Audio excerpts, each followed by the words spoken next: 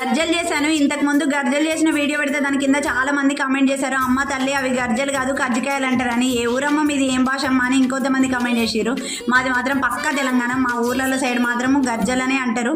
అంటే ఒక్కొక్క ప్రాంతంలో ఒక్కో భాష ఉంటుంది కదా, మా ఊర్లో మాత్రము గర్జలనే అంటారు.